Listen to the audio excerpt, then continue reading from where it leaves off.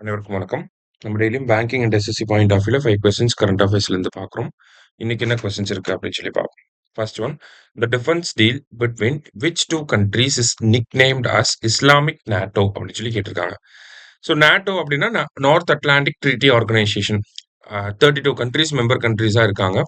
நம்ம ஏதாவது ஒரு நாட்டோ கண்ட்ரி அட்டாக் பண்ணோம்னா மற்ற நாட்டோ கண்ட்ரீஸ் எல்லாரும் சேர்ந்து நம்மளை அட்டாக் பண்ணுவாங்க. ஸோ அதுதான் நாட்டோ.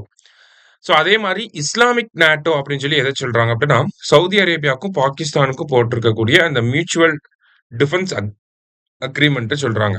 பிகாஸ் சவுதி அரேபியா மேல அட்டாக் பண்ணா பாகிஸ்தான் வந்து நமக்கு அட்டாக் பண்ணுவாங்க.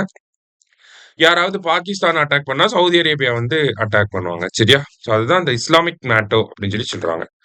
அடுத்தது, which of the following country is associated with polar silk route அப்படின்னு சொல்லி கேட்டிருக்காங்க.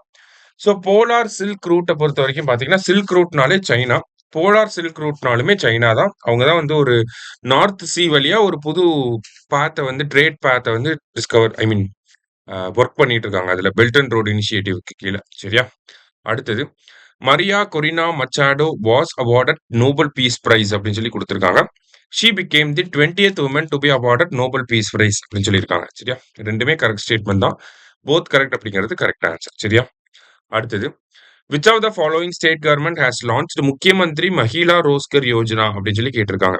ஸோ இந்த ஸ்கீமுக்கு கீழே பீகார் கவர்மெண்ட் என்ன பண்றாங்க அப்படின்னா, கிட்டத்தட்ட 75 lakh விமென்க்கு வந்து ஒரு ஒன் டைம் பேமெண்ட்டா 10,000 rupees அவங்க அக்கௌண்ட்ல போட போறாங்க. சரியா? எதுக்காக அப்படின்னா, செல்ஃப் எம்ப்ளாய்மெண்ட்டை வந்து ஜெனரேட் பண்ணணும் அப்படிங்கிறதுக்காக, செல்ஃப் எம்ப்ளாய்மெண்ட்டை ஜெனரேட் பண்ணணும் அப்படிங்கிறதுக்காக இந்த ஒரு விஷயத்தை வந்து பண்ண போறாங்க. சரியா? ஸோ முக்கியமந்திரி மஹிளா ரோஸ்கர் யோஜனானா பீகார் கவர்மெண்ட். லாஸ்டா, international day of girl child அப்படின்னா October 11. சரியா? ஸோ இன்னைக்கு 5 கொஸ்டின்ஸ் பார்த்துருக்கோம். தேங்க்யூ. சுரேஷ் IAS அகாடமி வெற்றியின் முகவர்.